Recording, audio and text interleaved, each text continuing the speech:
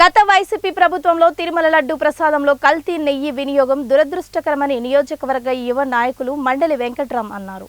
Janasena party పిలుపు మేరకు కోడూరులోని శ్రీ కళ్యాణ వెంకటేశ్వర స్వామి దేవస్థానంలో వెంకట్రామ్ ఆధ్వర్యంలో ప్రత్యేక పూజలు జరిపించారు. ఈ సందర్భంగా ఆయన మాట్లాడుతూ ప్రపంచ వ్యాప్తంగా ఉన్న వెంకటేశ్వర స్వామి భక్తులు ఎంతో భక్తితో దర్శించుకునే తిరుమల తిరుపతి దేవస్థానంలో భక్తులు ఎంతో విశ్వాసంతో స్వీకరించే లడ్డు ప్రసాదాన్ని అపవిత్రం చేస్తూ గత వైసీపీ ప్రభుత్వంలో కమిషన్ల కోసం జంతువుల కొవ్వు పామాయిల్ కలిపిన నెయ్యిని అతి తక్కువ రేటుకు కొనుగోలు చేసి వినియోగించడం అత్యంత దురదృష్టకరమన్నారు. అమెరికా వెళ్తున్నప్పుడు కూడా తిరుపతి ప్రసాదాలు తీసుకుని వెళ్ళే అంత నమ్మకం అనమాట అక్కడ ప్రతి ఒక్కరికి కూడా.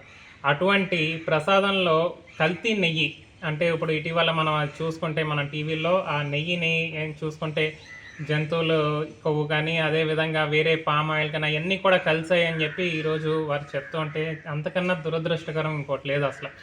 ఈరోజు ఎందుకంటే ప్రజలు ఎంత నమ్మకంతో చేస్తున్నారో అంతే నీట్గా మనం ఏంటంటే చేయాల్సిన బాధ్యత ఈరోజు ప్రభుత్వం మీద ఉంది. కానీ గత ప్రభుత్వం ఏదో రేట్లు తక్కువ వస్తున్నాయి అని చెప్పి వాళ్ళకి ఏదో లాభాలు ఉంటాయని చెప్పి ఆ విధంగా దాన్ని కల్తీ చేయటం అంటే ఇంతకన్నా దురదృష్టకరం మరొకటి లేదు. ఈరోజు అన్ని వెంకటస్వామి దేవాలయాల్లో జనసేన పార్టీ పవన్ కళ్యాణ్ గారి ఆదేశాల మేరకు అన్ని వెంకటస్వామి గుళ్ళు ఏదైతే ఉన్నాయో అన్ని చోట్ల కూడా ప్రార్థనలు చేసి గతంలో జరిగిన పొరపాటు మళ్ళీ క్షమించి మళ్ళీ రాబోయే రోజుల్లో ఈ ప్రభుత్వం